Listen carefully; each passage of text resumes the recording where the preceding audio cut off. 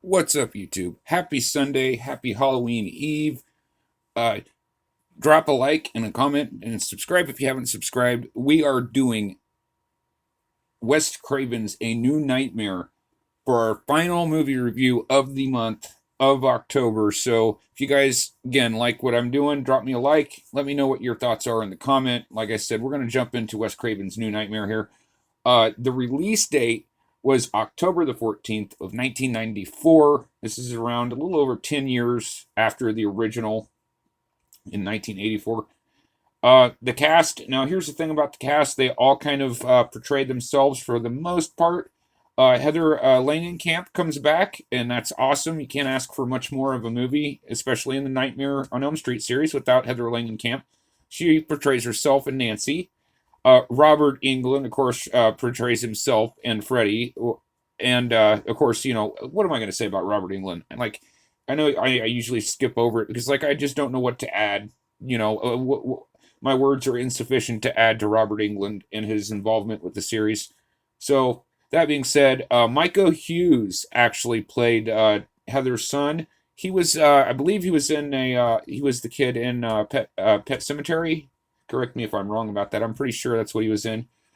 John Saxon comes back, a legend, rest in peace, as himself, and Donald Thompson. Uh, David Newsom is Chase Porter's. That would be Heather's husband. Wes Craven comes back as himself, and he also directs as well. So that's a fun fact for you there. And he's brilliant in the movie, by the way. For somebody who's not an actor, you know what I mean? Like, somebody was, I don't know if Wes had formal training in acting or not, but if he did, it didn't, you wouldn't know by looking at it. And I mean that in a good way. Like, you wouldn't be able to tell, like, he was a director and not an actor. So that's good. Robert Shea also comes back as himself to try to talk Nancy into being Heather one more time. Lynn Shay is a nurse actually in the hospital, so there's another fun one. Nick Corey, who played Rod in the first movie, was during the funeral scene. They didn't say anything, but he was there. Also, Tuesday Night was also in the funeral scene. So, again, there's everybody plays themselves for the most part, except for Lynn, and I think that Lynn's the only person really. Heather's husband. So let's get into the plot, guys. Wes Craven's New Nightmare. Basically, the idea is that evil could become a part of a series like the Nightmare on Elm Street. Like, this evil entity got used to attaching itself to the movie, and when they killed Freddy off, it released the evil entity that had latched onto it, and so basically it was a fourth wall breaking thing where Freddy becomes, tries to come into the real world, essentially. And that's how everybody plays themselves. But towards the end of the movie, you don't really see a whole lot of Freddy in this, but I think in this case it works. It's a very psychological movie. It kind of plays with your emotions as you go throughout the movie. I really, really like this movie. To me, for my money, this is the true ending of the series. I won't honor a remake or a reboot.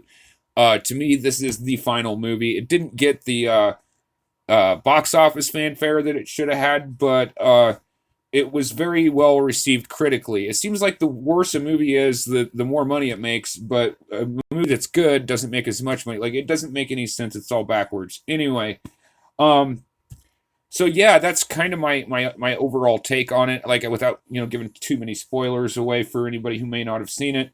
But like I said, this is the definitive ending for me.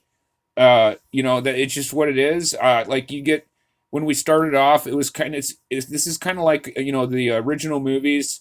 Like, imagine nostalgic feelings for a Nightmare on Elm Street movie within a Nightmare on Elm Street movie, and that's kind of what Wes Craven's New Nightmare is. And like I said, I like it. It's a really, really cool movie. You have earthquakes going on throughout the whole movie because they're all out in California, so that's part of it.